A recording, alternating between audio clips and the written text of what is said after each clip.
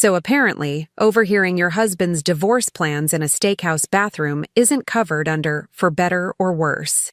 There I was, Thursday night at Morton's in Charlotte, celebrating my husband's big promotion.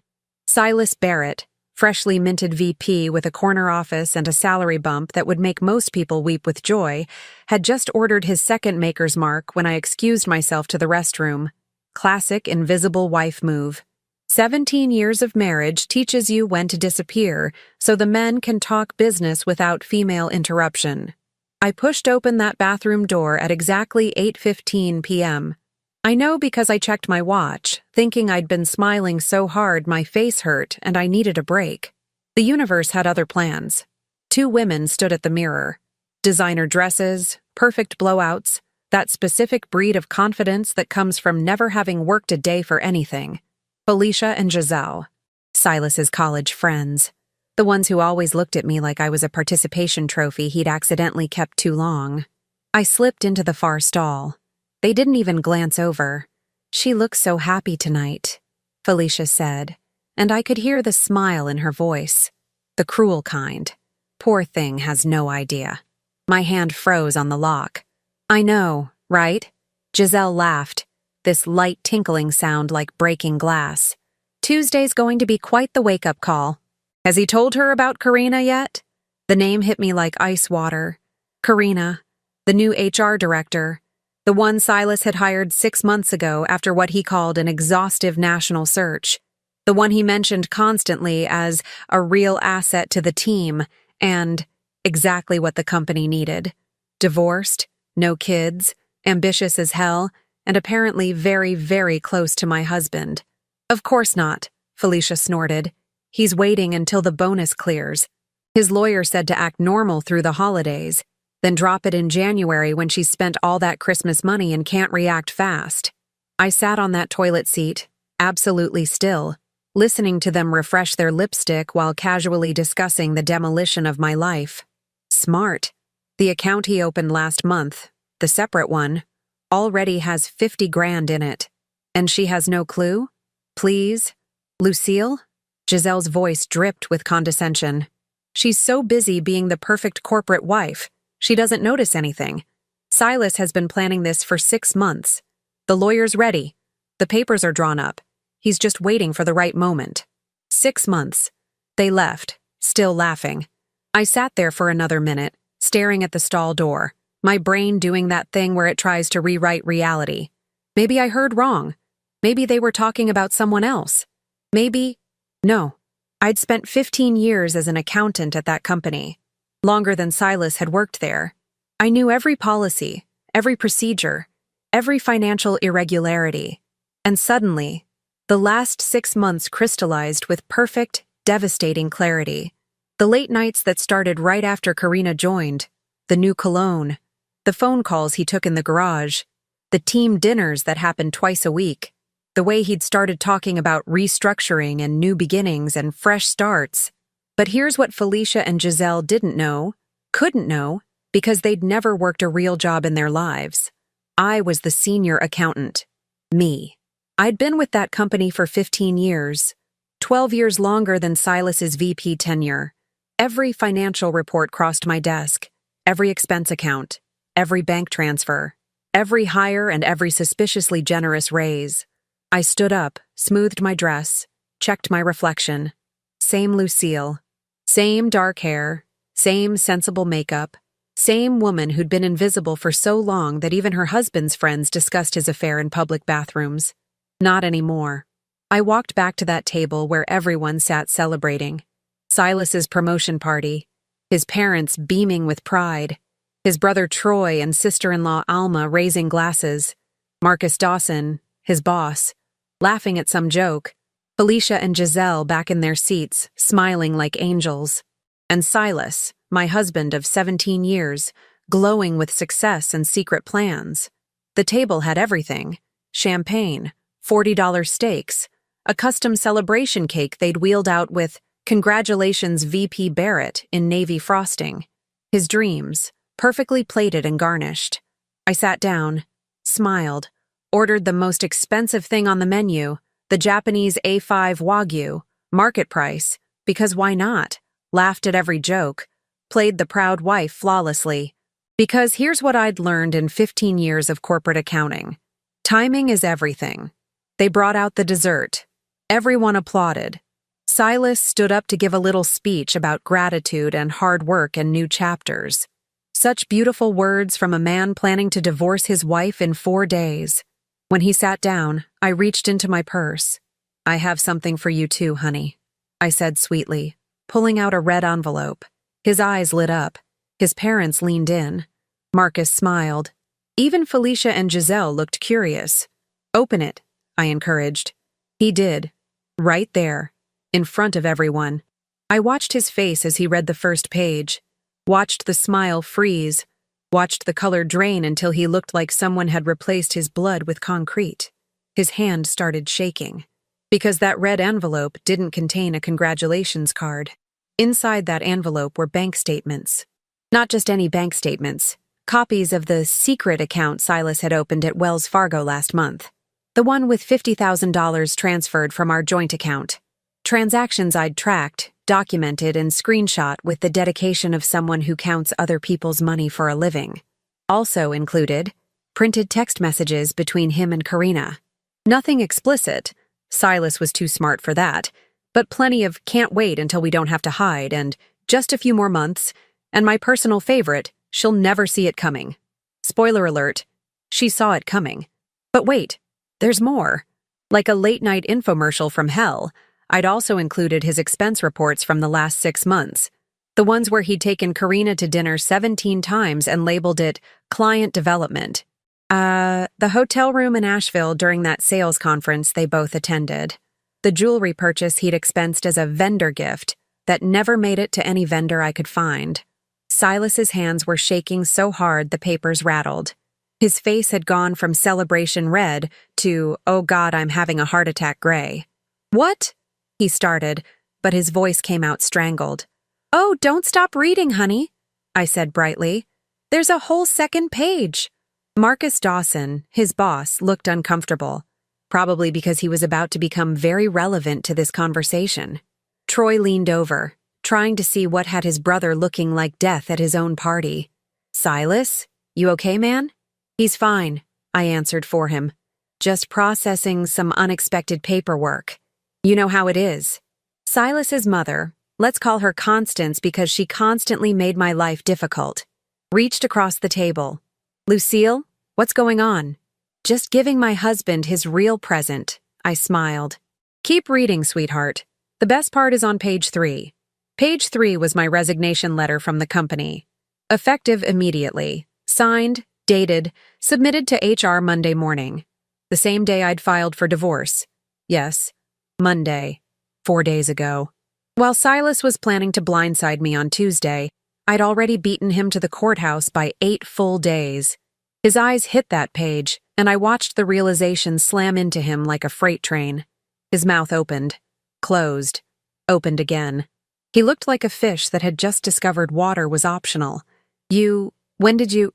"Monday," I said cheerfully. "Bright and early. Had my lawyer Vera Caldwell file the papers at 9 a.m. You've been served, actually. Check your office desk, bottom drawer. I had the process server leave them there Tuesday morning while you were in your strategy meeting with Karina." Felicia and Giselle had gone completely silent. Giselle's champagne glass was frozen halfway to her mouth. Felicia looked like she'd just watched someone set her car on fire. "But," Silas finally found words, "but I was going to file on Tuesday." "I know, heard all about it." I turned to Felicia and Giselle with my sweetest smile. "Ladies' room acoustics at Morton's are surprisingly good. You really should check the stalls before discussing your friend's divorce plans. Just a tip for next time." Giselle actually gasped. Felicia's face went scarlet. "Oh, don't look so shocked," I continued. "You spent 10 minutes discussing my husband's affair, his secret bank account, and his timeline for destroying my life. Did you think the bathroom was empty? Or did you just think I was so insignificant that it didn't matter if I heard?" The table had gone dead silent.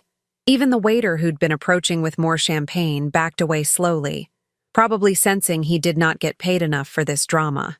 Troy cleared his throat. "Lucille, maybe we should..." Oh, we're not done, I said pleasantly. Silas, show everyone page 4. That's the fun one. His hands were shaking so badly he almost dropped the papers. Page 4 was a summary report I'd compiled. Every policy violation. Every expense that didn't quite add up. Every time he'd approved Karina's raises without committee review. Every business dinner that happened after 9 p.m. at restaurants with wine lists longer than their menus. I sent this to the board of directors Monday afternoon, I explained conversationally, like I was discussing the weather. Turns out, hiring your girlfriend and giving her 3 raises in 6 months without proper documentation is called conflict of interest. Who knew? Marcus Dawson's face confirmed he'd known. He'd been in that board meeting Thursday morning, the one where they'd voted. Silas turned to his boss, desperation bleeding through. Marcus, I can explain. The board voted this morning, Marcus said quietly, not meeting Silas's eyes. I'm sorry, Silas. You're being moved back to senior sales manager, effective Monday. Karina's employment is being terminated with cause. The silence at that table was so complete I could hear someone's phone vibrating 3 tables away. But my promotion, the raise, Silas looked around wildly, like someone might contradict his boss. I just got the corner office. I've been working toward VP for years, and you threw it away for someone you've known for 6 months, I finished. Congratulations. That's got to be some kind of record. His mother, Constance, finally found her voice. Lucille, this is completely inappropriate. What's inappropriate? I cut her off.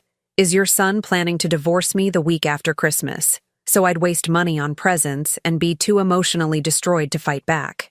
What's inappropriate is stealing $50,000 from our joint account. What's inappropriate is having an affair with a subordinate and using company resources to fund it. I stood up, dropping my napkin on my plate. The A5 Wagyu had been delicious, by the way.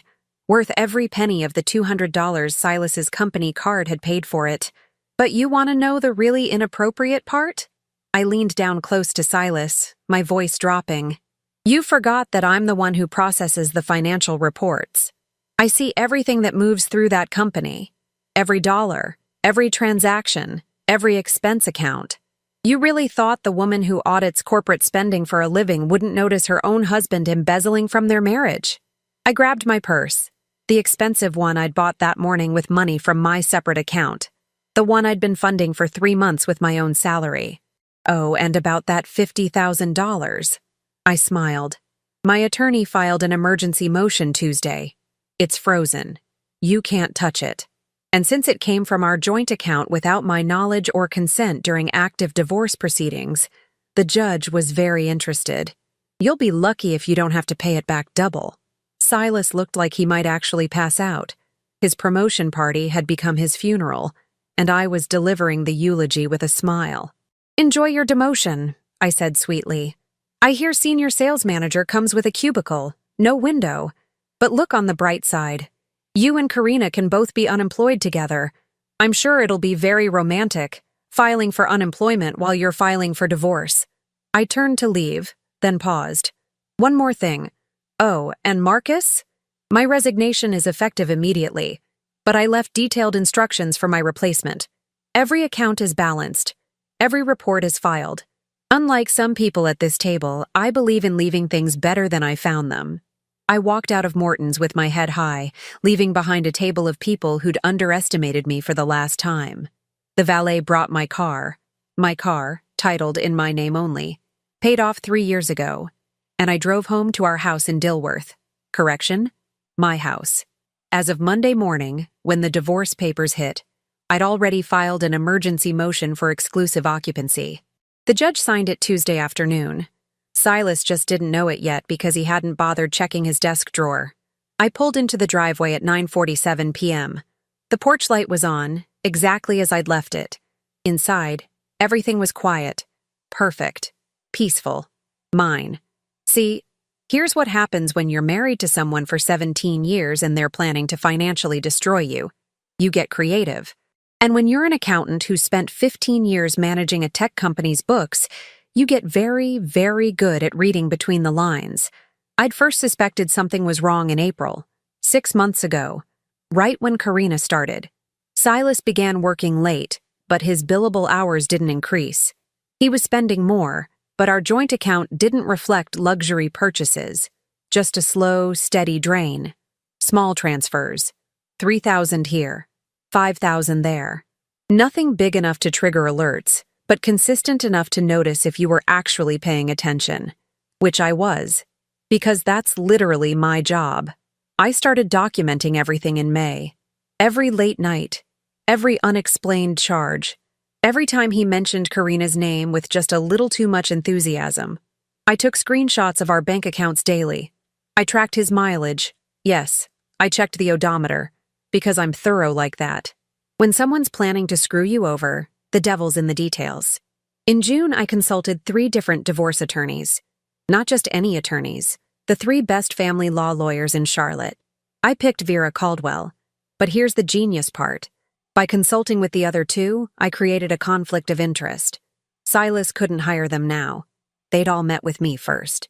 Attorney-client privilege, even from consultations, meant the top 3 divorce lawyers in the city were off-limits to him. Is that petty? Absolutely. Is it legal? Completely. Did I learn it from a podcast? You're welcome, true crime fans. July was when I opened my own account at a different bank. Started redirecting my direct deposit there. Not all of it. That would have been obvious. Just my quarterly bonuses and overtime pay. Money Silas never tracked because he'd always assumed I made less than him. Surprise. I didn't. My base salary was lower, sure, but with 15 years of seniority, my profit sharing and performance bonuses put me right around his income level. He just never asked.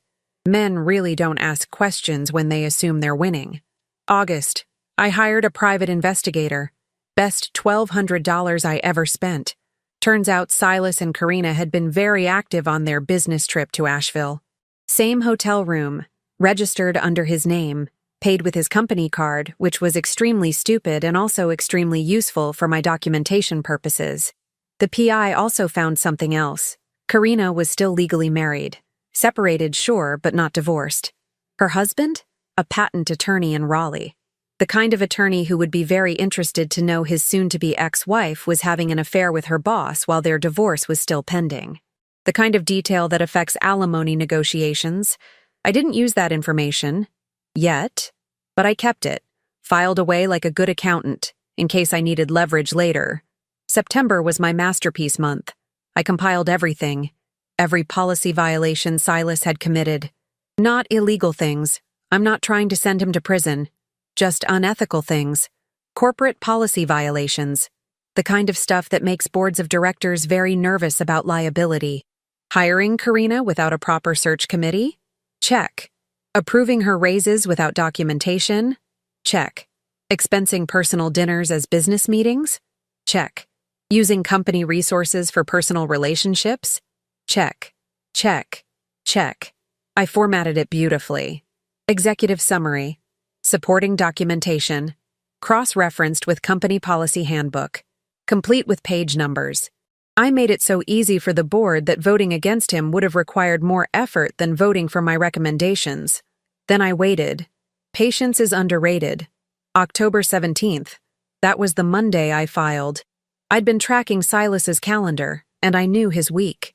He had the big client meeting Wednesday, his promotion celebration Thursday, a sales trip to Atlanta Friday. He was busy, distracted, riding high on his corner office dreams. Perfect timing to destroy everything. I filed for divorce Monday at 9 a.m.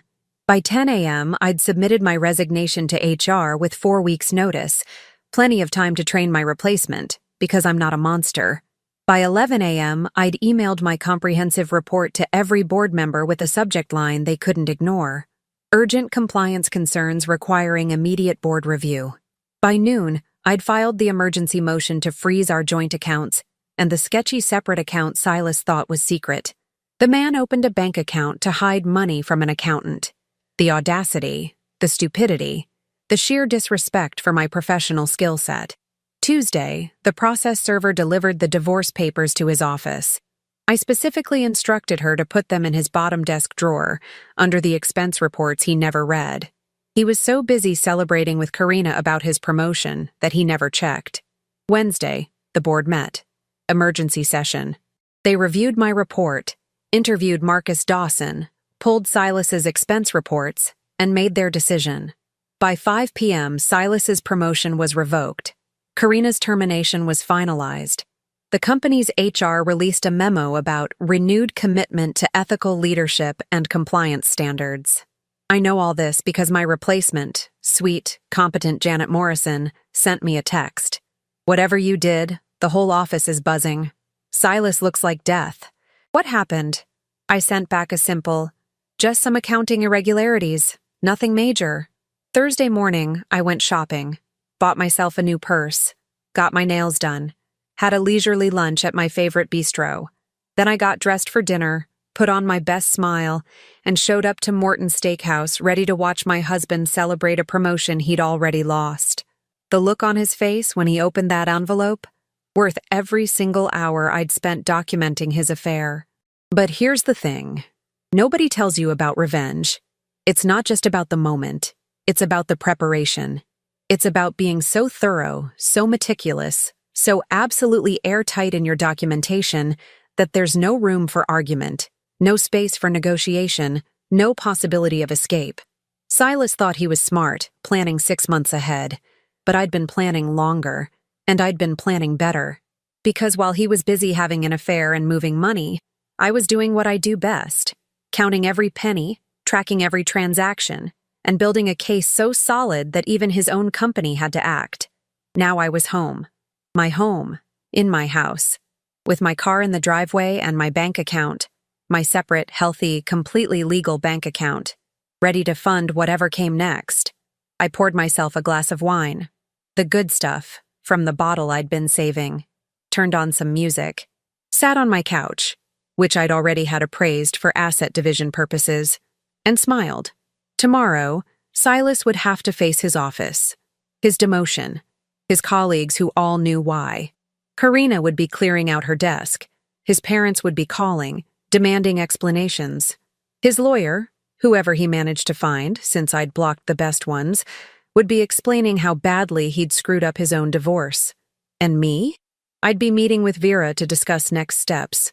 We had a strong case. Like, embarrassingly strong. The kind of case that makes opposing counsel suggest settlement before discovery even starts. Friday morning, I woke up at 7 a.m. in my house, in my bed, and checked my phone over coffee. 17 missed calls from Silas. 12 text messages ranging from, "We need to talk," to, "How could you do this to me?" Which, honestly, the irony was lost on him, but sparkling clear to me. I deleted them all, blocked his number, sipped my coffee. At 9 a.m., my phone rang. Vera Caldwell, my attorney, sounding way too cheerful for a Friday morning. "Lucille, you're not going to believe this," she said. "Silas's attorney just called. They want to settle." Already? I'd filed Monday. It was Friday. That's got to be a record. It is when the opposing party realizes they have absolutely no leverage. His lawyer took one look at your documentation and basically told Silas he's screwed. They're offering you the house, your full retirement account, and half his retirement. What about the $50,000? They're not even fighting it. Full return, plus they'll cover the legal fees for freezing it. I smiled into my coffee. And what does Silas get?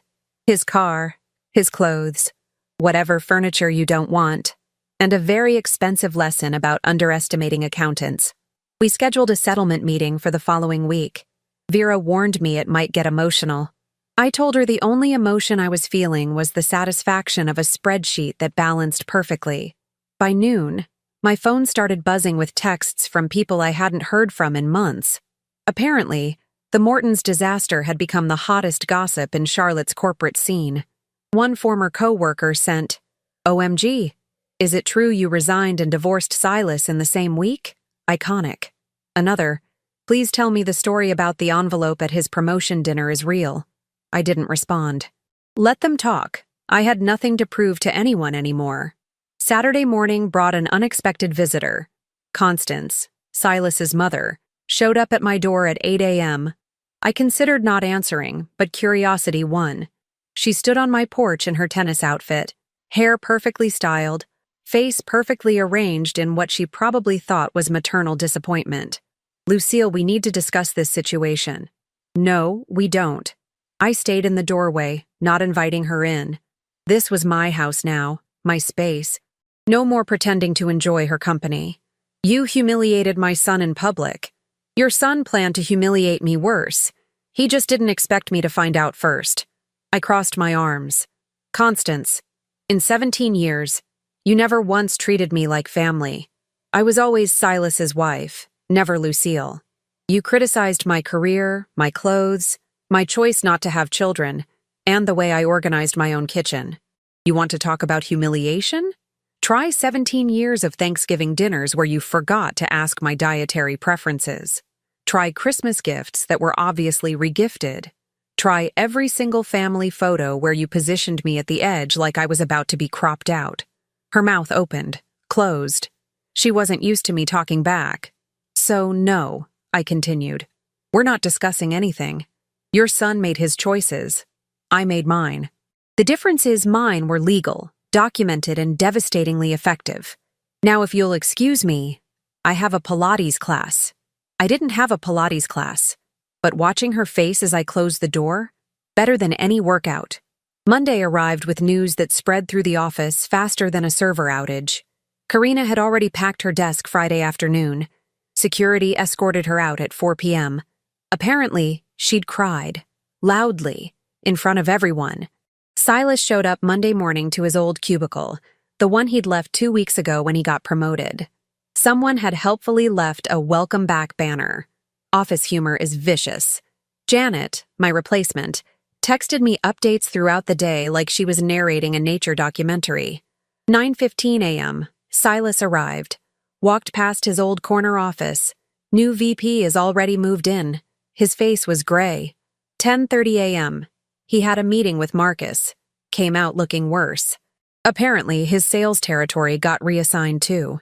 12:45 p.m., lunchroom is buzzing. Everyone knows everything. Felicia from accounting. Wait, different Felicia, not the friend. Just said Karma's an accountant, and I almost spit out my coffee. 3:00 p.m., Silas left early, told his assistant he's not feeling well. Shocking. I sent back a thumbs up emoji. Professional distance maintained.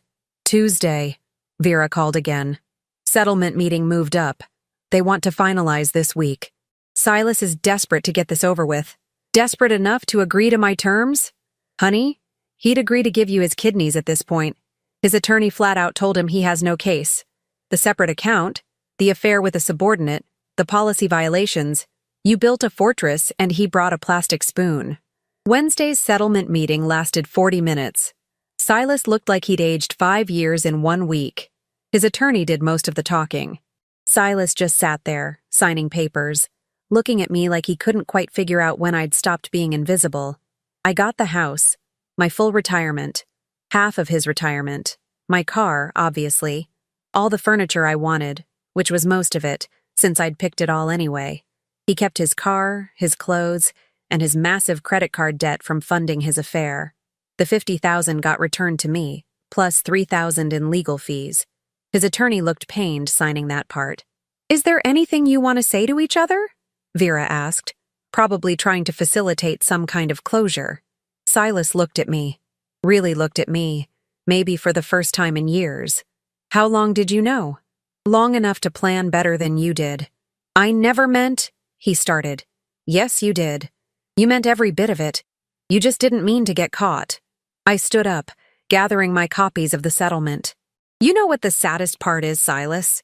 You had a wife who managed money for a living, and you still thought you could hide financial infidelity from her. That's not just cruel. That's stupid." I walked out of that conference room with everything I wanted and nothing I didn't, including him. Thursday brought the final surprise. Karina's husband, the patent attorney from Raleigh, filed a motion in their divorce case. Apparently, evidence of her affair affected their settlement negotiations. Her alimony? Gone. Her claim to his retirement? Significantly reduced. All because someone anonymously sent him documentation of his wife's relationship with her boss. I have no idea who would do such a thing. but I imagine they felt very satisfied filing that information away where it would be most useful.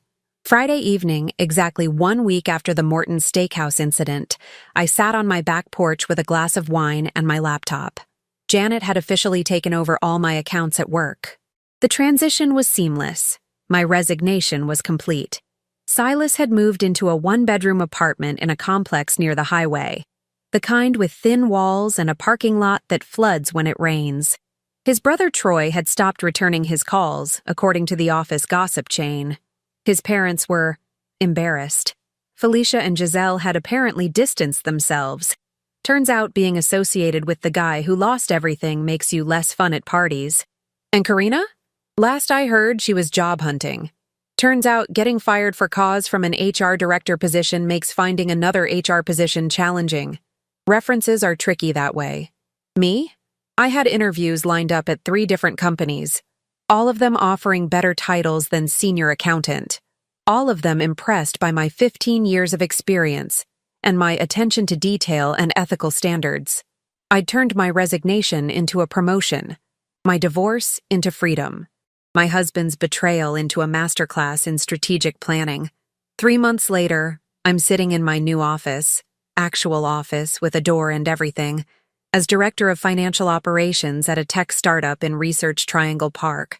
Better title, better pay, better commute, since I sold the Dilworth house for way more than Silas thought it was worth, and bought a sleek condo downtown with a view of the city. Turns out, when you're not spending emotional energy managing a failing marriage, you have a lot more bandwidth for career advancement. Who knew? Janet still texts me occasionally with Silas updates, though I've asked her to stop. Last I heard, he's still at the old company, still in that cubicle, still dealing with the fact that everyone knows exactly why he got demoted. His sales numbers are down. Shocking, considering nobody wants to work with the guy who torpedoed his own career for an affair. Karina moved to Florida. Fresh start, new state, probably a new story about why she left her last job. I wish her well. Actually, no, I don't. But I'm indifferent, which is somehow more satisfying than hatred. The divorce finalized in December. I spent Christmas in my new condo, alone, drinking excellent wine and watching terrible holiday movies. It was perfect. No pretending to like Constance's dry turkey. No fake smiling through Silas's work stories. No invisible wife performance required. Just me, my financial security, and the deep satisfaction of knowing I'd played the long game and won. People ask me if I'm angry, if I'm bitter, if I regret the way I handled it. Angry? No. Anger is what you feel when you're surprised. I wasn't surprised. I was prepared. Bitter? Please. Bitterness is what happens when you lose. I didn't lose anything I actually wanted to keep. Regret? The only thing I regret is not doing it sooner. But then again, timing is everything. If I'd confronted him in April when I first suspected, I wouldn't have had 6 months to build my case. I wouldn't have had documentation. I wouldn't have had leverage. I would have been the emotional, reactive wife. Instead, I was the strategic, prepared accountant who turned her husband's betrayal into a spreadsheet and his affair into evidence. There's a lesson in that, I think. When someone shows you who they are, don't just believe them. Document it. Cross-reference it. Build a case so airtight that their own lawyer tells them they're screwed. I ran into Felicia at Whole Foods last month. She saw me, literally turned her cart around and went down a different aisle. I laughed out loud right there in the produce section. The woman who'd discussed my husband's affair plans in a restaurant bathroom couldn't even make eye contact at the grocery store. Karma isn't real, but consequences are. And I'd made sure Silas faced every single one. My mom called last week. We'd never been close. She'd always thought I was too focused on my career, too independent, too unwilling to compromise in my marriage. Compromise, in her generation, meant shrinking yourself to fit someone else's comfort. I heard about the divorce, she said carefully. You heard right. And I heard how it happened. Which version? Because there are several floating around Charlotte society. The true one. She paused. Lucille, I owe you an apology. I spent years telling you to be more accommodating, to let Silas lead, to focus on being a good wife. You did. I was wrong. You were never invisible. Everyone else just wasn't paying attention. It wasn't much, but it was something. I joined a book club, made new friends, actual friends who know me as Lucille, not Silas's wife. Started dating someone casually, a professor from Duke who thinks my Morton's Steakhouse story is the most incredible thing he's ever heard. It might not go anywhere, but that's fine. I'm not in a rush. For 17 years, I built my life around someone else's timeline, someone else's dreams, someone else's definition of success. Now, I'm on my own schedule, and let me tell you, it's a hell of a lot more efficient. Last week, I got an email from a woman I'd never met. Subject line, "Thank you." She'd heard my story through the corporate gossip network. Apparently, I'm legend now in Charlotte accounting circles. Her husband had been acting suspicious, distant, secretive about money. "I remembered what you did," she wrote. "So I started documenting everything, checking accounts, tracking mileage, keeping records. I found out he'd opened a separate account and was planning to leave after he got his year-end bonus. But because of you, I filed first. I had evidence. I had leverage. I had a plan." She signed off. "You saved me from being blindsided. Thank you for showing women everywhere that we don't have to be victims. We can be auditors." I printed that email and hung it on my office wall. Because here's the truth they don't tell you. Revenge isn't a dish best served cold. It's a spreadsheet best built quietly. It's documentation gathered patiently. It's a plan executed flawlessly when everyone thinks you're not paying attention. Silas thought I was invisible. He was half right. I was invisible to him, but I was watching everything. And in the end, the woman who counts the money always wins, because you can't hide from an accountant. I bet he couldn't even find the ignition. Kendrick Shaw, executive assistant to the CEO, smirked as he gestured toward the janitor cleaning the scuff marks near the helipad's edge. "Go on, Sloan. Ask him." It'll be funny. Sloan Davenport, CEO of Davenport Industries, allowed a rare, amused smile to cross her lips. It had been a long day of brutal negotiations, and a moment of levity was welcome. The janitor, a quiet man in his late 30s with tired eyes, seemed completely oblivious, focused only on his work. "You think so?" Sloan asked, playing along. "I'll bet you $1,000 he doesn't know the first thing about a Bell 429, Kendrick whispered conspiratorially. "All right," Sloan said, her voice carrying across the windy rooftop. She walked toward the janitor. "You!" she called out. The man looked up, startled. She pointed a perfectly manicured finger at her personal helicopter, its blades gleaming in the afternoon sun. "My assistant and I have a little wager. If you can fly this helicopter, I'll marry you." The man stared at her, then at the chopper, his expression unreadable. Kendrick snickered behind her. The janitor wiped his hands on a rag, walked past her without a word, and opened the pilot's side door. Sloane's smile faltered. She exchanged a look with Kendrick, who simply shrugged, his own amusement growing. This was better than he'd hoped. The man would sit in the seat, push a few random buttons, and then get out, defeated. It would be a perfect little story to tell at the bar later. But the janitor didn't just sit. His movements were fluid, economical, and unnervingly familiar. He strapped himself in with the practiced ease of someone who had done it thousands of times. His hands moved across the console, not with the fumbling curiosity of a novice, but with the precise touch of a surgeon. A sequence of switches was flipped. A low whine began to build from the engine, a sound Sloane knew intimately. "What is he doing?" she murmured, her amusement evaporating and being replaced by a sharp, cold spike of alarm. "He's bluffing," Kendrick said, though his voice now held a sliver of uncertainty. "There's no way." The whine of the turbine intensified, pitching higher and higher until it became a deafening roar. The main rotor began to turn, slowly at first, then faster, blurring into a transparent disk above them. The wind from the blades whipped Sloane's hair across her face and forced Kendrick to take a step back. This wasn't a bluff. Before Sloane could shout, before she could order him to stop, the helicopter lifted. There was no lurch, no wobble, just a perfectly smooth, vertical ascent of about 20 feet. It hung there for a moment, impossibly still, as if tethered to the sky by an invisible thread. Then, it tilted forward and executed a flawless pirouette, the nose of the aircraft dipping in a gesture that felt almost like a bow. Kendrick's jaw was hanging open.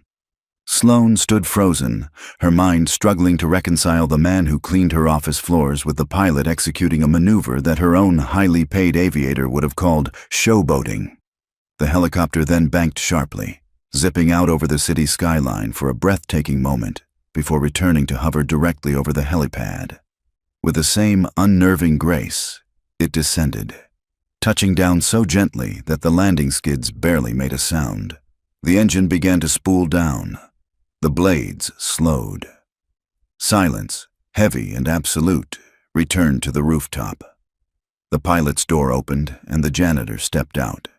He closed the door with a soft click, walked back to his cart, picked up his spray bottle, and resumed scrubbing the scuff mark on the floor. He didn't look at them. He didn't say a word. It was as if the last 90 seconds had never happened. Sloane found her voice, though it came out as a strangled whisper. "Who are you?" The janitor, Owen Grant, finally looked up.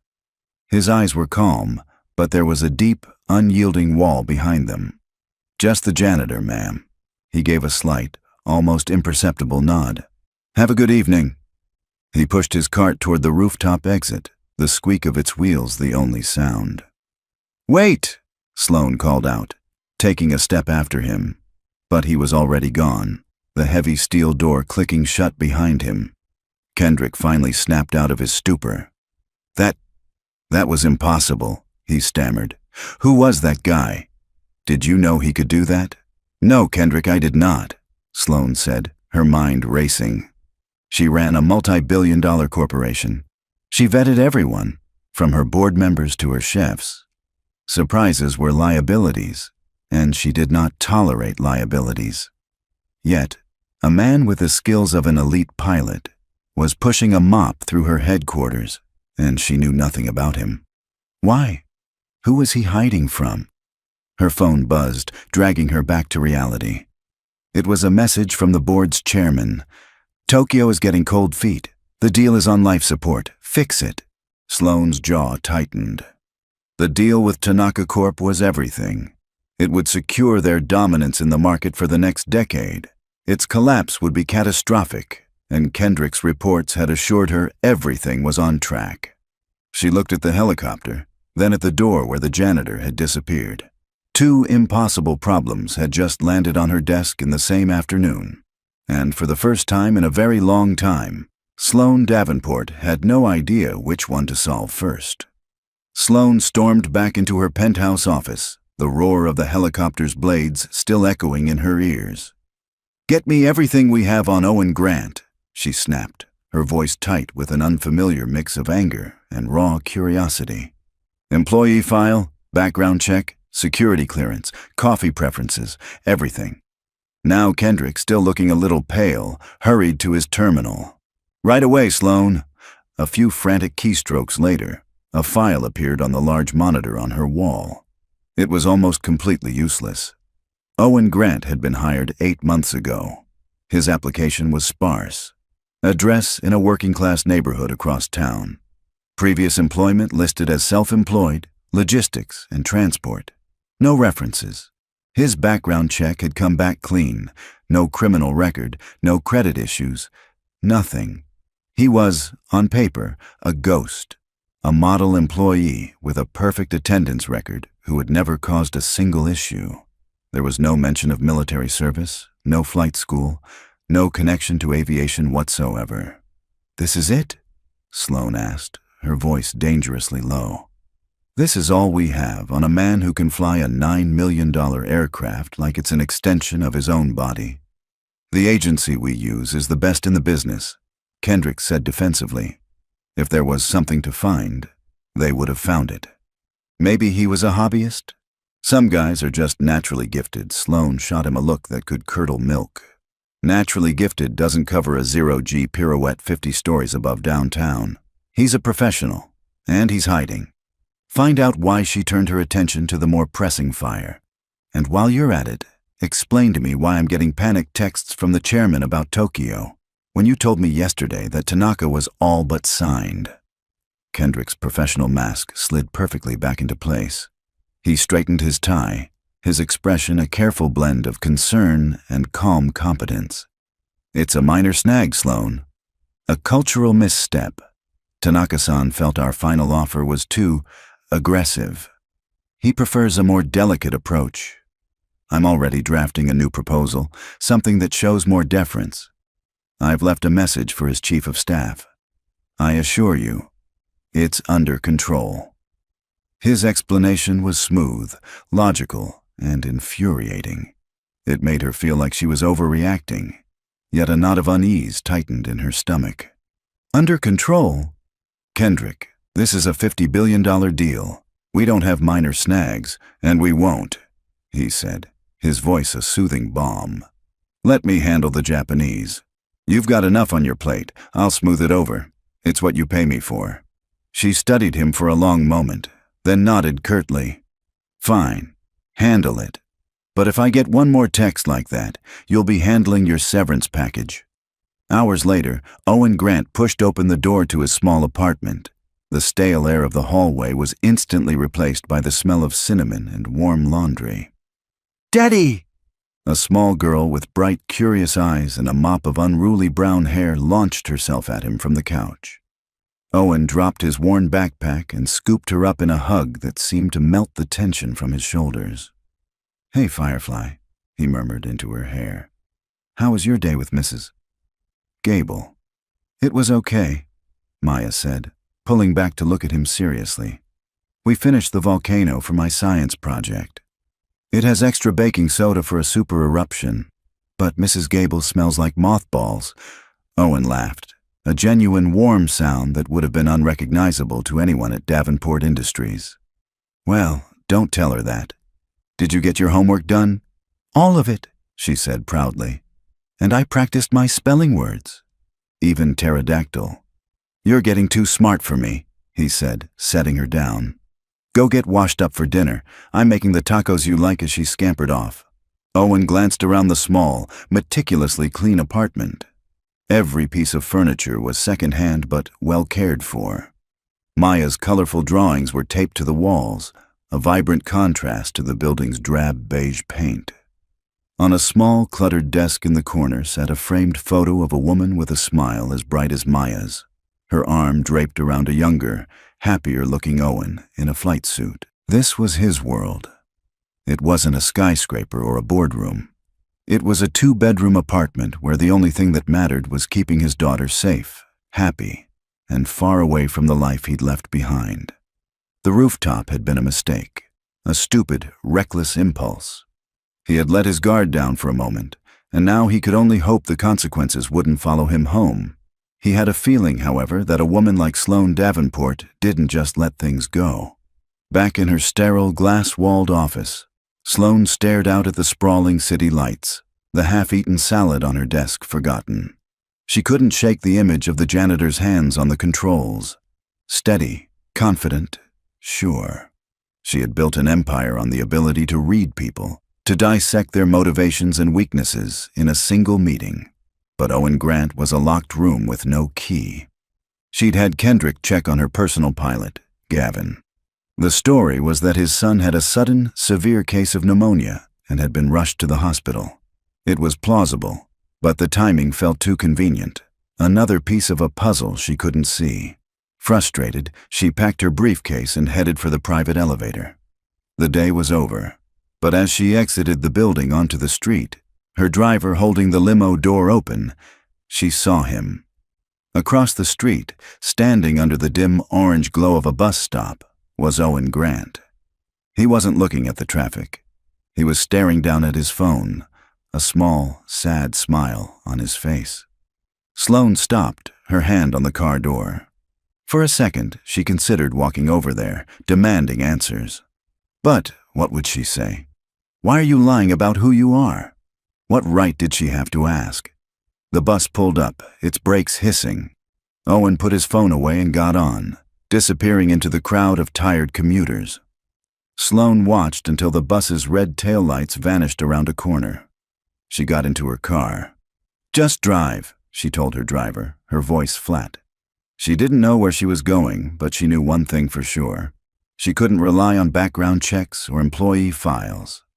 If she wanted to know who Owen Grant was, she was going to have to find out for herself. The next morning, Sloane arrived at the office with a new resolve. The direct approach had failed. The official channels were a dead end. If she wanted to understand the enigma that was Owen Grant, she would have to change the rules of the game. Her opportunity was waiting in her inbox under the subject line, "Reminder, Davenport Day Annual Picnic this Saturday." Every year, the company hosted a massive, mandatory fun day for its employees and their families.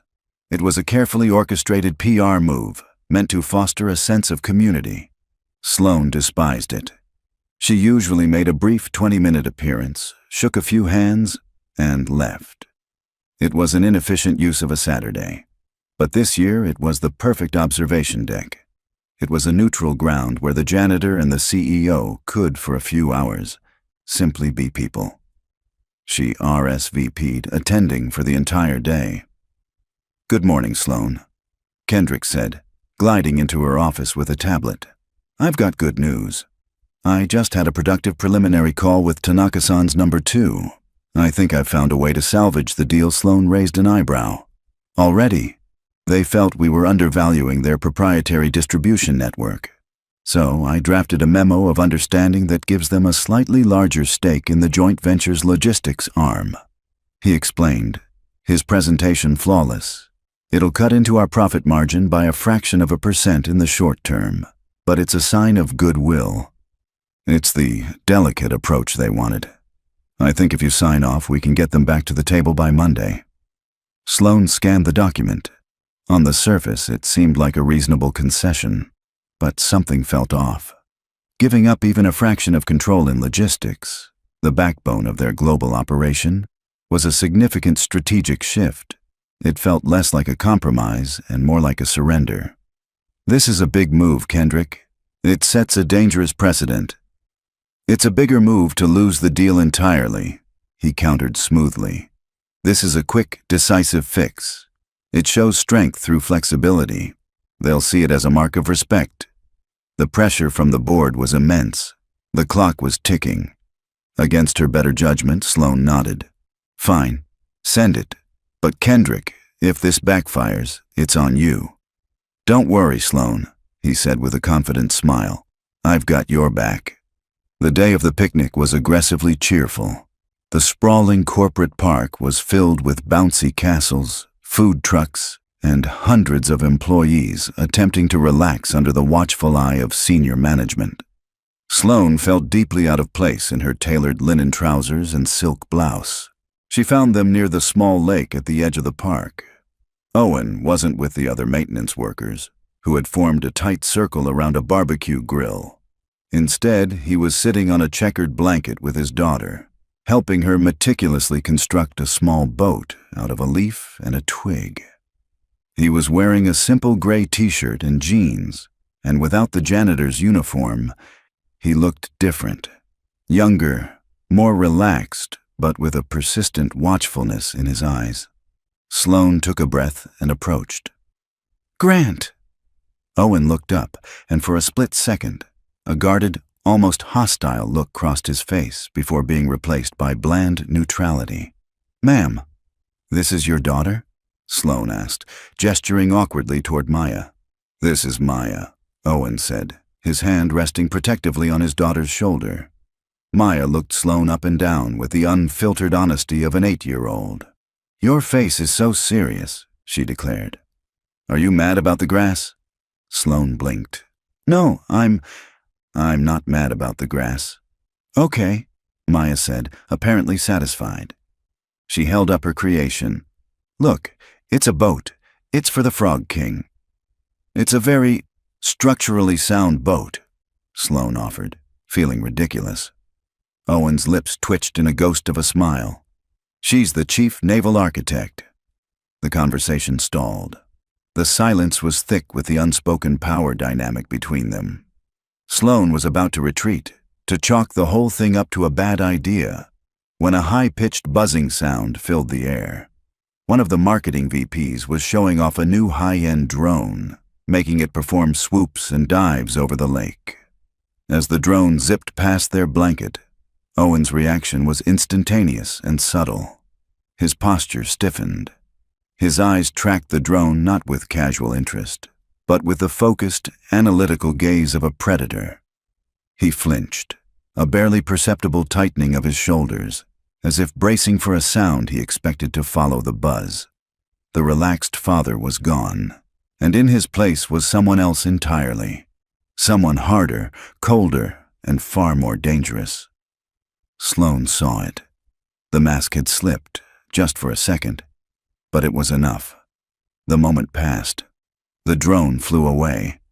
Owen visibly forced his shoulders to relax, turning his attention back to Maya, but the shift had been undeniable. "Daddy, can we get ice cream?" Maya asked, oblivious to the silent drama. "Sure, Firefly," Owen said, his voice a little too tight. He stood up and looked at Sloane. "If you'll excuse us, ma'am." He took Maya's hand and walked away, melting into the crowd. Sloane stood rooted to the spot, the drone's buzz still ringing in her ears. He wasn't just a pilot. That reaction wasn't from a hobbyist. It was instinct. It was training. It was the reaction of a man who had seen things like that in a very different context, a place where that buzzing was followed by something else. From across the lawn, Kendrick watched Sloane staring after the janitor. He saw the look on her face, the confusion, the dawning respect, the fascination. He pulled out his phone and sent a quick text. "The CEO is distracted. Accelerate the timeline. I want the board to see the Q3 projections by Monday morning, the ones we discussed." He put his phone away, a predatory smile touching his lips. Sloane thought she was playing some clever game, trying to unravel a mystery. She had no idea she was just a pawn in his. The Monday morning after the picnic felt different. The air in Sloane's office was thin and sharp. The mystery of Owen Grant had burrowed into her mind, a puzzle she kept turning over and over. The man who comforted his daughter over a leaf boat was the same man who reacted to a toy drone with the instincts of a trained soldier. The two images didn't fit, and Sloane hated things that didn't fit. Her thoughts were interrupted by Kendrick sweeping into her office, his face a perfect mask of grave concern. He was holding a tablet displaying a flurry of emails from Tokyo. "It's worse than I thought," he said, his voice low and urgent. "Tanaka-san's board is interpreting our revised offer as a sign of weakness. They're calling it a desperate move." Sloane's blood ran cold. She snatched the tablet and read the latest message. The respectful tone from last week was gone. It was replaced by a list of new, non-negotiable demands. They wanted a larger stake, a lower acquisition price, and 2 seats on the North American board. It wasn't a negotiation. It was a surrender document. "They're gutting us," Sloane breathed, her voice barely a whisper. "They're using our own concession as leverage to bleed us dry." "I don't understand how this could have happened," Kendrick said, shaking his head in feigned disbelief. "My contacts assured me this was the right play. It's almost as if someone tipped them off that we were more desperate than we let on." The implication hung in the air. That Sloane's leadership was weak. That the company was vulnerable under her command. The chairman called 2 minutes later. His voice was glacial. The board was convening an emergency session on Friday. She had until then to either fix the Tanaka deal or present a viable alternative. If she couldn't, they would be forced to explore new leadership options. The threat was clear. She was on the verge of losing her father's company. For the next hour, Sloane was a whirlwind of controlled fury. She called her legal team, her CFO, her head of strategy. They all said the same thing. Tanaka had them backed into a corner. To fight back would be to risk a hostile takeover attempt. To acquiesce would be corporate suicide. She was trapped. Defeated, she walked to the vast window of her office, which overlooked the helipad. The helicopter sat there, silent and gleaming. a monument to a power she suddenly felt she no longer had. She thought of the janitor, of the calm certainty in his hands as he'd mastered the machine. He wasn't trapped. He was free. An idea, wild and desperate, began to form in her mind. It was insane. It was a long shot. But it was the only move on the board she had left that wasn't defensive. That night she found him on the 48th floor, methodically cleaning the glass walls of a deserted conference room. The rhythmic squeak of his squeegee was the only sound. "Grant," she said, her voice echoing in the empty space. He stopped, turning slowly. There was no surprise in his eyes. It was as if he'd been expecting her. "Ma'am, I'm not here to talk about your job," she said, getting straight to the point. "I'm here to talk about your other one." His expression didn't change. "I only have one job." "Stop it," she snapped, her patience gone. "I saw you at the picnic." Your reaction to that drone. "My head of security is a former Marine. He flinches at car backfires. You flinched at a toy. That isn't a hobby, Grant. That's muscle memory. The kind you don't get at a weekend flight school. The kind you get when that sound is followed by gunfire." He remained silent, his face a stoic mask. "The Tanaka deal is collapsing," she said, deciding to lay all her cards on the table. "I have one chance to save it. There's a man, a former associate of my father's named Kenji Ito. He's a recluse, but he has Tanaka's ear.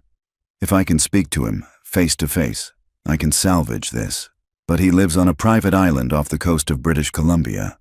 It's accessible only by helicopter, and there's a storm system moving in. Commercial flights are being grounded." She took a breath. "My pilot, Gavin, is still out. His son took a turn for the worse. I need a pilot, someone who can handle rough weather and who doesn't exist on any official flight logs. I need you." Owen picked up his bucket and started toward the door. "You're mistaken, ma'am. I'm a janitor. I can't help you. Everyone has a price," Sloane said, her voice hardening. "Not me," he replied without looking back. "What about your daughter?" He froze, his hand on the doorframe. He turned, and for the first time, she saw a flicker of fire in his tired eyes. "You leave her out of this." "I can't," Sloane said, pressing her advantage, hating herself for it, but seeing no other way. "I know you spend a third of your salary on the copay for her medication. I know your insurance plan has a lifetime cap that you're getting dangerously close to. And I know you watch her every time she breathes, terrified it might be the one that hitches." His face paled. The stoic mask crumbled, revealing a raw, profound fear. "This isn't a request anymore, Owen," she said, using his first name for the first time. "It's an offer.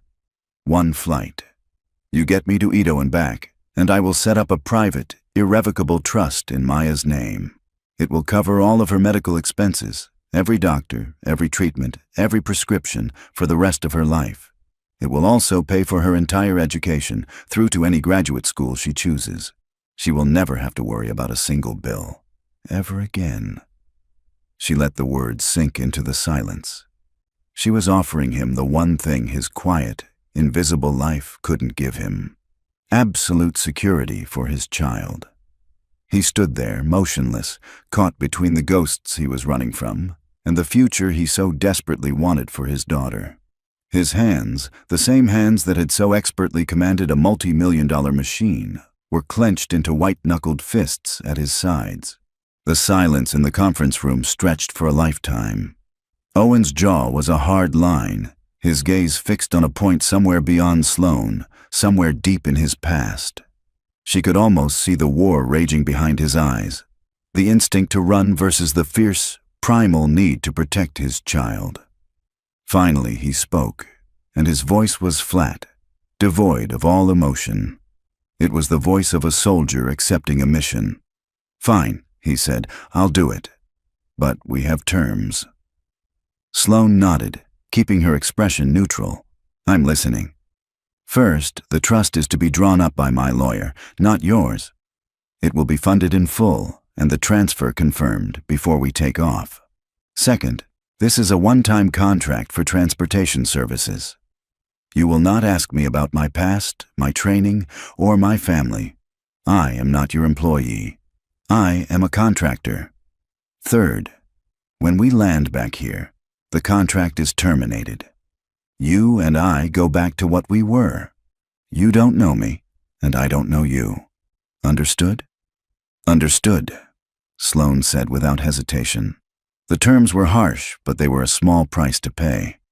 We fly tonight, Owen stated, not asked. The storm front will be at its worst around 0300.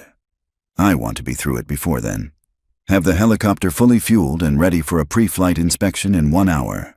I want updated meteorological charts, satellite imagery of the flight path, and the island's landing coordinates. And I want them on a private, air-gapped tablet. Nothing connected to your company's network. He was no longer a janitor. The transformation was instantaneous and absolute. He was a commander, his every word precise, and filled with an authority that Sloane hadn't seen from anyone in her company, herself included. She simply nodded again. I'll make the arrangements. As Owen walked away to make a call to his lawyer and arrange for Maya's care, Sloane felt a dizzying sense of vertigo. She had just handed over control of her life's most critical mission to a man whose last name she barely knew. Downstairs, Kendrick watched the activity with a growing sense of unease. A flurry of encrypted emails from Sloane's personal account. A call to the airfield hangar, ordering her personal helicopter prepped and fueled for an unscheduled midnight flight. It made no sense. Gavin, her pilot, was out. Who was she flying with? He walked past the janitor's supply closet on his way to the executive garage and saw Owen Grant inside, not cleaning, but packing a small, military-style go bag with a quiet, focused intensity. Kendrick slowed, his eyes narrowing. It couldn't be. The rooftop incident was a fluke, a party trick. He pulled out his phone and made a call to a contact in the airfield's control tower. I need you to keep an eye on the transponder for N429SD, he said, reciting the helicopter's tail number. Let me know its flight plan the second it's filed, and who's listed as the pilot. An hour later, Sloane met Owen on the rooftop. He had changed into dark functional cargo pants and a worn leather jacket. He ignored her completely, heading straight for the helicopter. For the next 20 minutes, he moved around the aircraft with a flashlight, checking rotors, fluid lines, and avionics with a meticulousness that bordered on obsessive. He was in a different world, a world of checklists and fail-safes. Finally, he gave a sharp nod. It'll fly. He gestured for the tablet, and she handed it to him. He studied the weather patterns, his face grim. It's going to be rough. Once you're in, you don't get out until I say so. You listen to my every command without question. Is that clear? Crystal, Sloane replied, strapping herself into the co-pilot's seat. The takeoff was even more impressive than the first time. There was no showmanship now, only raw efficiency. The helicopter lifted into the turbulent night sky and banked sharply, heading northwest over the dark, sprawling city. For the first hour, they flew in silence, the rhythmic thrum of the rotors filling the small cockpit. Below them, the city lights gave way to the black expanse of the wilderness. Why? Sloane finally asked, unable to bear the silence. Owen's eyes remained fixed on the instruments. We had a deal, Ms. Davenport, no questions. That wasn't a question about your past, she countered. It was about your present. Why this? Why push a mop when you can do this? He was quiet for a long time. Because this, he said, his voice a low growl, gets people killed. Pushing a mop doesn't. Before she could respond, the helicopter jolted violently. A wall of black clouds, invisible moments before, loomed ahead of them. Rain began to lash against the windshield, thick and furious. The aircraft dropped suddenly, and Sloane's stomach leaped into her throat. She gripped the edge of her seat, her carefully constructed composure finally cracking. A small, involuntary gasp escaped her lips. Owen's head snapped toward her. The hard, distant look in his eyes was replaced by something else. It was the calm, focused gaze of a protector. Hey, he said, his voice cutting cleanly through the roar of the storm. It was steady, reassuring. Look at me. "I've got you. Just breathe. This is just weather. I've flown in worse."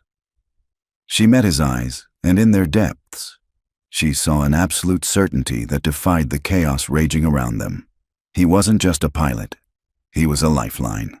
And as the storm tossed their tiny aircraft through the inky blackness, thousands of feet above the earth, Sloane realized she had placed her life, her company, and her entire future in the hands of a complete stranger. And stranger still, she trusted him. The helicopter bucked and dropped, a sickening lurch that felt like a free fall. Alarms blared in the cockpit, a high-pitched symphony of disaster. Sloane's knuckles were white where she gripped her seat. Outside the cockpit window, there was nothing but a swirling, violent blackness, pierced intermittently by flashes of lightning that illuminated the torrential rain. "Crosswinds are hitting 80 knots. Owen's voice was tense, but impossibly calm, cutting through the chaos. "It's trying to push us into the mountainside. I have to take us down, find a layer of stable air." He pushed the cyclic forward, a controlled dive that felt anything but. The rain hammered against the glass, and the wind howled like a living thing. Sloane watched his hands as they moved across the controls, a blur of constant, minute adjustments. He wasn't just flying the helicopter. He was wrestling with the storm, anticipating every gust, countering every downdraft. He was a part of the machine. "There," he said, his eyes darting between the instruments and the void outside. "Below this sheer. Hold on." He brought the helicopter into a sharp banking turn that pressed Sloane deep into her seat. For a terrifying moment, they were flying sideways, before Owen leveled out. The violent shaking lessened. The alarms fell silent. While the storm still raged around them, the air here was smoother, the aircraft stable. They had punched through the worst of it. Sloane let out a breath she hadn't realized she was holding. Her heart was hammering against her ribs. "How did you do that?" "I fly the plane," he said, his focus still absolute. "Not the weather." 20 minutes later, a small, flickering light appeared through the rain. A remote island, rugged and battered by the sea. Owen circled it once, his eyes scanning the terrain, before beginning his descent toward a small, wind-swept landing pad carved out of the rock. He set the helicopter down with a final, gentle bump. The moment the engine spooled down, the cockpit was plunged into a profound silence, broken only by the sound of the wind and rain. "We're here," Owen said, his voice flat again. The pilot receding, the contractor returning. An old man in a waterproof coat was waiting for them, holding a powerful lantern. This was Kenji Ito, his face a roadmap of hard-won wisdom, his eyes sharp and discerning. He led them into a simple, elegant house filled with books and the scent of cedar. He listened to Sloane's pitch for a full hour without saying a word, his hands folded around a cup of steaming tea. Sloane was brilliant. She laid out the data, the projections, the mutual benefits of a restructured deal with Tanaka. It was a masterful corporate argument, and it was failing. "You speak of profits and margins, Miss Davenport," Ito said when she had finished, his voice a low rumble. "These are temporary things. My friend Tanaka values loyalty. He believes you have shown none. He believes your company has lost its spirit, its soul. Your numbers will not convince him." Sloane's face fell. She had come all this way for nothing. Desperation clawed at her. Ito's gaze shifted from her to Owen, who had been standing silently by the door, a stoic shadow. "And you?" Ito asked, his voice sharp. "You are her pilot? You flew through this storm?" Owen simply nodded. "Yes, sir. You must have great faith in her plan to risk your life for it," Ito observed. Owen's jaw tightened. He glanced at Sloane, then back at the old man. He knew he was supposed to stay silent, that this was not his business. But Sloane's face, pale and defeated, stirred something in him. He thought of Maya, of the promise of her future. He had a debt to pay. "Sir," Owen said, his voice quiet but firm, "I don't know anything about her plan. But I've been in situations where the plan falls apart in the first 5 minutes. When that happens, You don't trust the plan. You trust the person flying next to you. The room fell silent. Ito stared at Owen, a long, appraising look. He saw the janitor, the pilot, and the soldier all in one. He saw a man who understood things that couldn't be quantified on a spreadsheet. He then looked at Sloane, truly looked at her, and saw not just a ruthless CEO, but a leader who had inspired that kind of trust in the man she'd hired. A slow smile spread across Ito's face. "I see," he said. He reached for an old rotary phone. "I will make the call." Back at Davenport Industries, Kendrick Shaw paced his office like a caged wolf. His contact at the airfield had confirmed the impossible.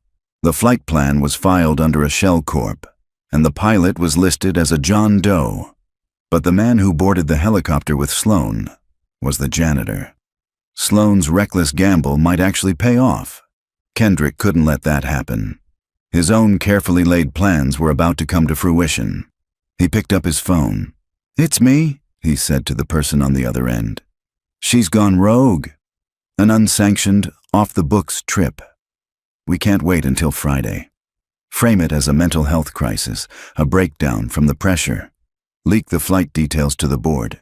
I want an emergency vote called for 8 a.m. tomorrow." It's time to remove her. Relief washed over Sloane in a dizzying wave as they lifted off from the island. Ito had made the call. Tanaka had agreed to stand down and reopen honest negotiations. She had done it. She had saved the company. "Thank you, Owen," she said, her voice filled with a genuine gratitude that surprised even her. "I couldn't have—" Her phone buzzed, vibrating against the console. A single automated email had pushed through the satellite connection. She opened it. Subject: Mandatory Emergency Board Meeting, 8 a.m. Her blood turned to ice. She read the first line of the attached memo, drafted by the board's vice chairman.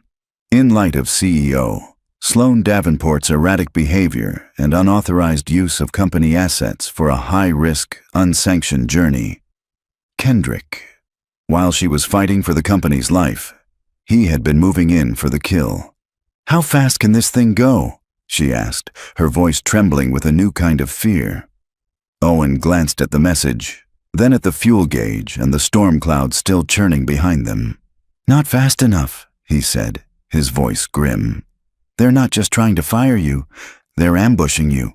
There's no way we make it back by 8, Sloane said, the color draining from her face. "Even with a tailwind, we're 3 hours out, minimum. The meeting will be over before we even touch down."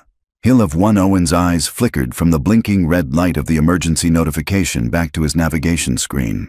He saw the storm front they had just escaped, a churning mass of red and yellow on the weather radar. But he also saw a narrow, unstable corridor running along its southern edge, a jet stream. It was dangerous, unpredictable, and would feel like riding a bull through a hurricane. It would also cut their travel time in half.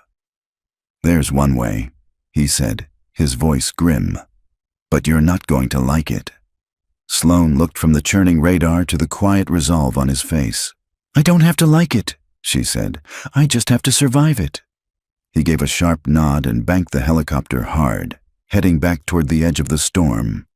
The ride was rough, the aircraft shuddering as it fought the violent air currents, but Owen's control was absolute.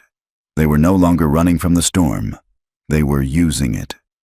"He planned this," Sloane said, her voice barely audible over the engine. "All of it.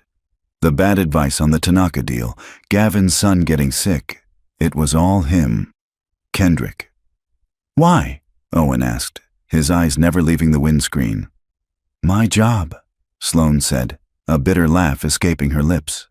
"My father built this company from nothing. When he died, the board saw me as a placeholder, the daughter who inherited the crown. I've spent the last 10 years proving them wrong, proving I was more than just his legacy. Kendrick was my first hire. He was hungry, brilliant. I trusted him.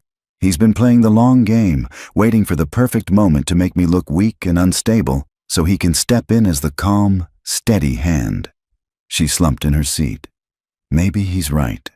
I flew off in a storm with a man I don't know, chasing a ghost to save a deal he probably sabotaged in the first place. It is erratic. It's not erratic to fight for something you care about, Owen said quietly. The simple, direct statement hit her with surprising force. Is that why you did it? She asked. Why you walked away from all this? Because you cared too much? Owen was silent for a long time, the helicopter hurtling through the dark. My wife, Sarah. She was an Air Force pararescue man. So was I. We met on a training mission. She was smarter, faster, and braver than anyone in our unit. We were a team in the air and on the ground. He took a slow, deep breath.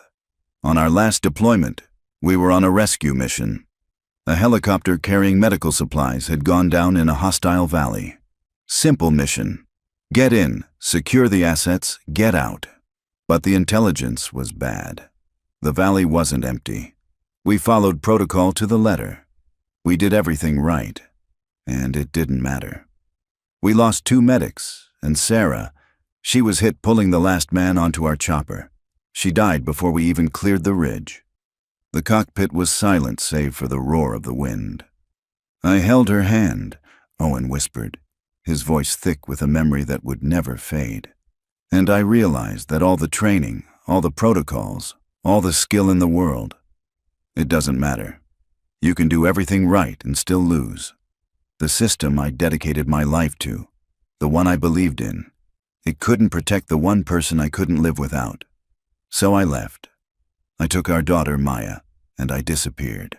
I took a job where the only thing at stake was a clean floor, because a clean floor never leaves a hole in your life. Sloane felt tears welling in her eyes. For him, for his wife, for the hollowed-out pain in his voice. Before she could find the words to respond, her tablet pinged. A weak signal. It's one of the board members, an old ally of my father's, she said, her voice urgent. He's asking for proof of Kendrick's sabotage. But I can't get a stable connection to the company server to pull the data logs. The signal is too weak to punch through the storm clutter, Owen said, his pilot brain taking over again. Angle the tablet toward that comm satellite, he said, pointing to a specific spot in the sky. It's a long shot, but we might be able to bounce a signal. As Sloane angled the device, Owen leaned over to get a better look at the screen. A file directory was struggling to load. Most of it was timing out, but one folder name caught his eye. K_archive_ENCR. What's that? He asked, pointing. It's Kendrick's encrypted archive, Sloane said. He told me it was for redundant backups of sensitive project files. Standard procedure. It's not standard procedure to run a triple-layer AES encryption protocol on a backup folder, Owen said, his eyes narrowed. And that port he's using, it's a ghost port. It's designed to be invisible to network security sweeps. That's not a backup folder, Ms. Davenport. That's a digital dead drop. He's been running a shadow network inside your own system. Sloane stared at him. Can you prove it? Not from here, Owen said. But I know what it looks like. We've found the weapon. We just need to find the bullets.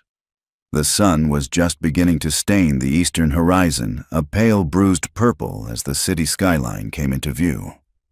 They were going to make it back in time. But time wasn't the problem anymore. It doesn't matter, Sloane said, the fight draining out of her. We'll walk into that boardroom. I'll accuse him. He'll deny it. And the board will see a desperate, paranoid CEO making wild accusations. He's got them completely snowed. We have no proof Owen's gaze was fixed on the Davenport Tower, the tallest building in the city, its helipad waiting for them.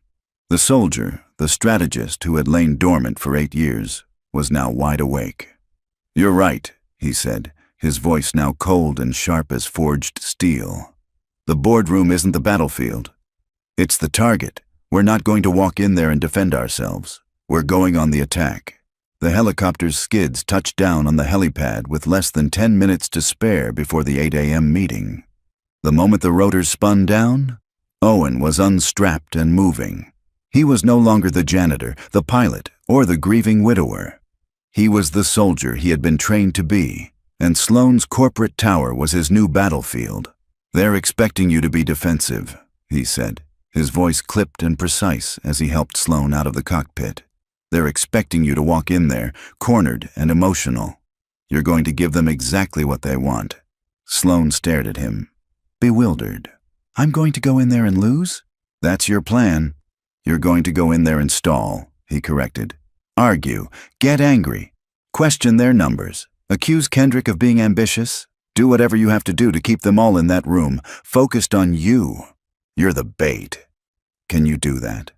Sloane's back straightened. A flicker of her old, formidable self returned. "I can do that." "Good," Owen said. "While you're keeping them busy, I need 2 things from you. Your master keycard and your admin-level network password. I need unrestricted access to the building and the system." Without hesitation, she pulled the keycard from her neck and handed it to him, reciting a complex 16-digit alphanumeric password from memory. There was no fear in her eyes, only absolute trust. "What are you going to do?" she asked. "Kendrick built himself a hiding place in your network," Owen said, his eyes already scanning the building's layout. "I'm going to make him burn it down himself." He turned and disappeared down the rooftop stairwell just as the boardroom doors opened to admit the somber-faced board members. Sloane took a deep, steadying breath, smoothed her jacket, and walked into her own ambush. The atmosphere in the room was arctic. Kendrick sat to the right of the vice chairman, looking the part of the concerned, reluctant heir apparent. Sloane, the vice chairman, a stern man named Arthur, began without preamble. "We've called this meeting due to a series of deeply troubling events. Your handling of the Tanaka deal has been, to put it mildly, a disaster. And now we have this unauthorized excursion. It suggests an instability in your leadership." Kendrick presented his case with practiced perfection. He displayed emails Sloane had supposedly ignored, profit projections that were subtly doctored to look catastrophic, and the flight logs from her rogue trip. "I am as loyal to Sloane as anyone," he said, his voice dripping with false sincerity. "But my first loyalty must be to this company. And I am worried. Her behavior has become erratic. I fear she is no longer fit to lead." Sloane fought back, just as Owen had instructed. She tore into Kendrick's numbers. She questioned his timeline. She accused him of being a backstabbing opportunist. It was a spectacular display of defiance, and it was buying Owen precious time. 2 floors below, Owen slid Sloane's keycard through the server room's security scanner. The light flashed green. He slipped inside the cold, humming heart of the company. He found an open terminal, and his fingers began to fly across the keyboard, the muscle memory of a forgotten lifetime coming back to him. In a flood. He wasn't trying to break Kendrick's triple-layer encryption. He didn't have the time. He was going after the ghost port itself. He located the hidden pathway and wrote a simple, malicious script. It was designed to create a recursive loop, rerouting a sliver of all outgoing network traffic back through Kendrick's hidden archive. It was a digital bottleneck. In minutes, the entire system would grind to a halt, and every diagnostic would point to the encrypted folder as the source of the chaos. Back in the boardroom, Sloane was mid-sentence when the main presentation screen behind her flickered and went red. A massive alert box appeared. "Network integrity failure. Critical." Every laptop and tablet in the room flashed the same warning. Alarms began to chime. "What in God's name is happening?" Arthur demanded, rising from his seat. Kendrick stared at the screen, his smug confidence instantly vanishing. A secondary alert appeared, this one containing a line of diagnostic code. "Source of instability, partition K_archive_ENCR. Kendrick's blood ran cold.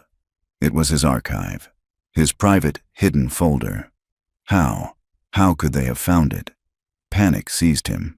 If I'd performed a deep diagnostic on that partition to fix the crash, they would find everything: the stolen data, the correspondence with their rivals, the entire blueprint of his betrayal. I can fix this," Kendrick stammered, jumping to his feet. "It must be a server malfunction. I can isolate it from my office terminal." He bolted from the room, leaving a stunned board behind. In the server room, Owen watched the network traffic monitor. He saw Kendrick's unique login splash across the screen from his office PC. He saw the frantic sequence of commands. Then, the one he was waiting for appeared. Initiate command. Purge partition, archive, anchor true.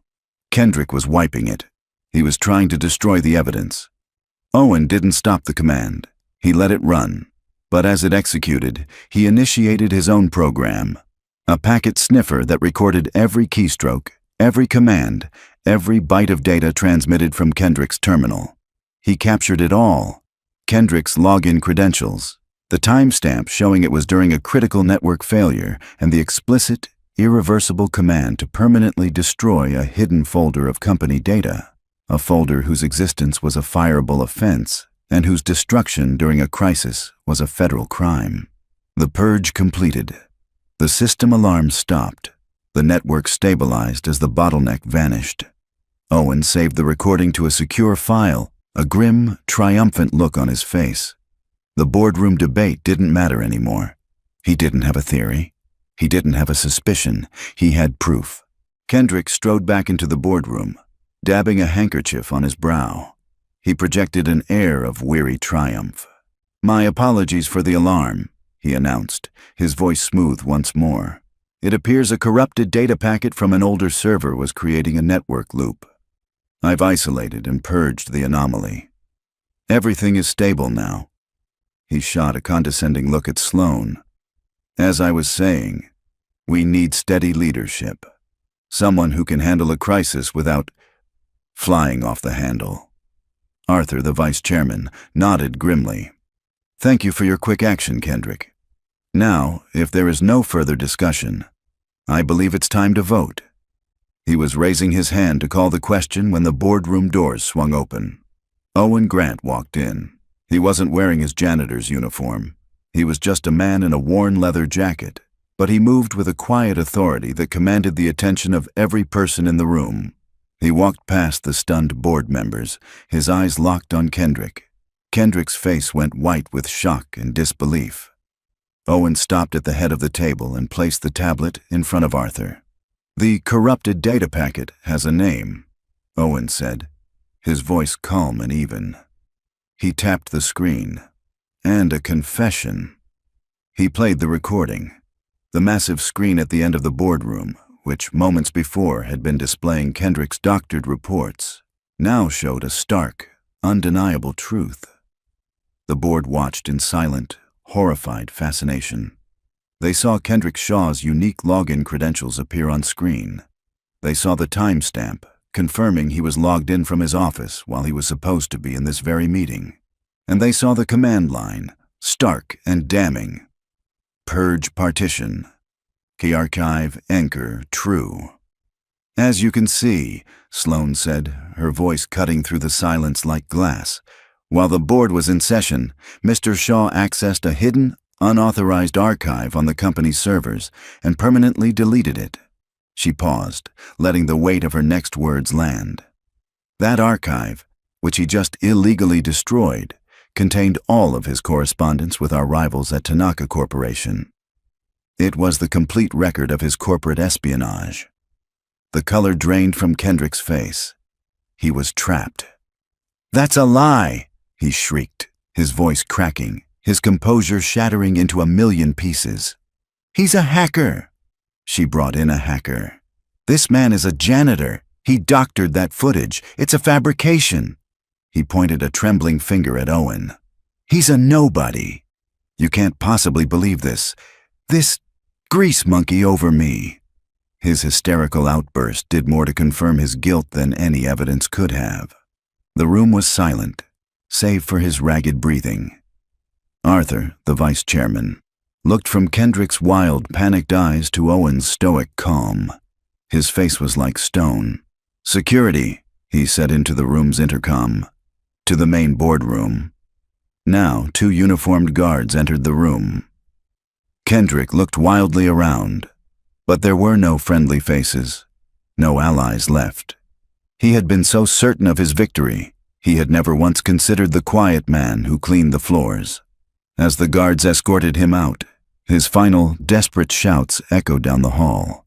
"She's the one who's unstable. You're all making a huge mistake." Then he was gone. Arthur turned to Sloane. The cold judgment in his eyes was gone, replaced by a look of profound and humbled respect.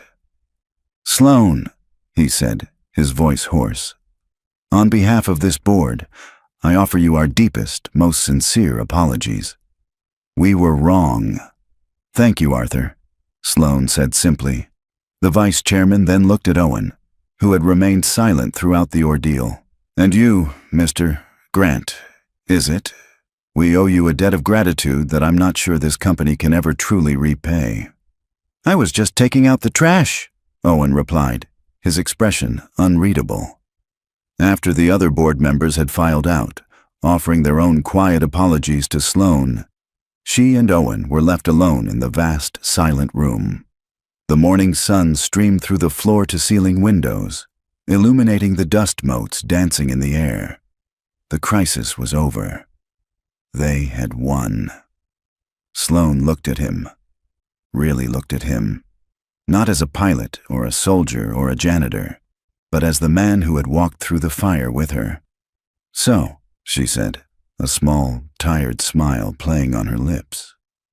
"What now, contractor?" Owen allowed the ghost of a smile to touch his own face. It was the first one she had ever really seen. "I think my contract is terminated, ma'am." "Sloane," she corrected him softly. "My name is Sloane." "Owen," he replied. The titles and barriers that had separated them were gone, burned away in the chaos of the last 24 hours. All that was left were two people, standing in the quiet aftermath of a battle they had won together, with the unspoken question of what came next hanging between them. A week after the boardroom showdown, a quiet hum of efficiency had returned to Davenport Industries, but it was a different kind of quiet. The fear was gone, replaced by a current of hushed, excited gossip. The story of the janitor who saved the company had spread like wildfire, morphing into a modern-day legend. Kendrick was gone, facing a mountain of federal charges, and the Tanaka deal, now being renegotiated on fair terms, was a testament to Sloane's renewed, decisive leadership. But for Sloane, the victory felt hollow. Owen Grant had vanished. He had submitted his resignation via a brief professional email the day after the meeting. His final paycheck was never picked up. He hadn't answered the single text she'd sent, a simple, "Are you okay?" He had honored his side of the bargain to the letter. The contract was terminated. They were strangers again, and his absence had left a glaring, inexplicable hole in her world. She found herself looking for him in the hallways, listening for the squeak of his cart. The building, her building, felt sterile again. A place of glass and steel without a soul. She had won back her company, but she'd lost the one person who had made her feel like a part of it. Finally, she understood. The problem wasn't just Kendrick. The problem was a culture she had created. A place so focused on the view from the top that it had forgotten the foundation it was built on. She called a company-wide town hall. Standing before her thousands of employees, she wasn't the ruthless, detached CEO they were used to. Her voice was different, softer, stronger. "For the last 10 years, I've measured the success of this company by its stock price and its market share," she began. "I was wrong. A company is not its balance sheet. A company is its people." She told them about a man who worked for them, a man with extraordinary skills who pushed a broom because no one had ever bothered to look past his uniform. "How many more of you are there?" she asked, her gaze sweeping across the crowd. "How many artists, engineers, pilots, and poets are in this room right now? Your talent's hidden because we never thought to ask. That ends today." She announced the creation of a new division, the Department of Human Potential. Its sole purpose was to find and nurture the skills of every employee, to provide education, training, and opportunities for advancement. It was a promise that at Davenport Industries, no one would ever be invisible again. There was only one person in the world who could run it. She found him on a Saturday, in a small park a dozen blocks from his apartment. He was on his knees in a sandbox, helping Maya put the finishing touches on an elaborate sandcastle. He looked up as she approached, his expression guarded. "Miss Davenport," he said, his voice flat. "Sloan," she corrected softly. "You're a hard man to find, Owen." "I'm not trying to be found." "I know," she said, "but I need your help." She told him about the new department, about her vision for a company that valued its people above all else. She offered him the job to lead it. He stood up, brushing the sand from his jeans, and shook his head. "I'm not a manager, Sloan." "I'm nobody, you're not nobody," she said, her voice fierce. "You're the man who saved this company. You're the man who sees what other people miss. You told me your old job got people killed. I'm offering you a new mission, Owen, a job that brings people to life." He was still shaking his head, the fear of that old world pulling at him. But then Maya, who had been listening with rapt attention, tugged on his sleeve. "Daddy," she said, her voice full of simple, unshakable logic. "You fixed the helicopter, and you fixed the sad lady's company. You're good at fixing things." Owen looked down at his daughter's bright, trusting face, and then at Sloan, who was watching them with an expression of raw, unguarded hope. He realized Maya was right. Maybe a mission didn't have to involve a flight suit and an enemy. Maybe, sometimes, a mission was about building things up instead of tearing them down. A slow smile, the first truly relaxed smile she had ever seen from him, spread across his face. "Okay," he said. "Okay, I'll do it." 6 months later, the rooftop of the Davenport Tower was quiet. The setting sun painted the sky in shades of orange and violet. Owen stood by the railing, no longer a janitor, but the director of human potential. His department had become the company's most celebrated success, having already promoted a dozen employees from within, including a former mailroom clerk who was now a rising star in the graphic design department. Sloan came to stand beside him. Maya was with them, her hand holding one of each of theirs. They were a comfortable, familiar trio now. "It's beautiful up here," Sloan said softly. "It is," Owen agreed. "You know," she said, a playful light in her eyes, "after all this, I think I still owe you something." He looked at her, confused. "You don't owe me anything, Sloan." "I think I do," she said, her smile warm and genuine. "I'm pretty sure I said if you could fly this helicopter, I'd marry you." Owen laughed, a real, deep laugh that echoed across the rooftop. He squeezed her hand, his eyes meeting hers. The bet, which had started as an arrogant joke, had somehow, against all odds, become a promise. And as they stood there, watching the city lights begin to twinkle on below, they both knew it was a promise they intended to keep, because in the end, they had both been rescued. The pilot who had forgotten how to fly, and the CEO who had forgotten how to live, had found in each other the one thing they'd both been missing: a safe place to land. Now, I'd love to hear from you. Where in the world are you watching this story from? Drop a comment and let us know, because your presence here means more than you know. If this story touched your heart, if it reminded you that everyone has a hidden talent waiting to be discovered, please consider subscribing. There are so many more stories waiting to be told. Thank you for spending your time with us. Until next time, stay brave, stay kind, and remember to look past the uniform. You never know who you might find.